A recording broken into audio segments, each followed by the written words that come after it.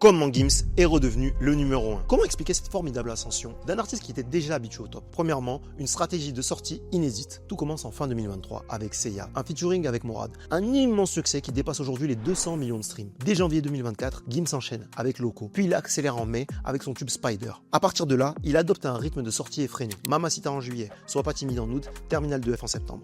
Une série de morceaux publiés, parfois à seulement 2 semaines d'intervalle. Loin du schéma classique où les artistes espacent les singles pour qu'ils ne se cannibalisent pas, Gims a misé sur un enchaînement rapide, une stratégie risquée mais efficace qui lui a permis d'inonder les tops pour atteindre aujourd'hui les 16 millions d'auditeurs mensuels sur Spotify. Deuxièmement, une image qui est renouvelée. Longtemps perçu comme un artiste distant, Gims a su se réinventer en 2024. Son contenu avec Loris, où il n'hésite pas à rire de lui-même, ainsi que ses vidéos promotionnelles pleines d'autodérision sur TikTok, comme on l'a pu le voir avec Cialoski ou Sois pas timide avec Demdem en studio, lui ont permis de regagner l'affection du public. Troisièmement, une conquête internationale. Gims ne se contente pas du marché français. Déjà tourné vers l'international à l'époque avec des morceaux comme Miguena ou ses feats avec Sia, Sting ou Maluma, c'est aujourd'hui, grâce aux réseaux sociaux, que cette stratégie risque de voir exploser Gims à l'international. Et c'est déjà ce qu'on voit avec son morceau Ninao, reprenant le morceau géorgien Gandagana qui a créé une trend locale. Une victoire de la musique, des singles qui tracent les tops, un Nu Arena en décembre annoncé comme son dernier, jusque où ira Gims dans son dernier run. C'était Milan pour 135 Médias, agence de conseil et d'accompagnement. J'aide nos artistes sur leur stratégie de communication. Et maintenant vous savez,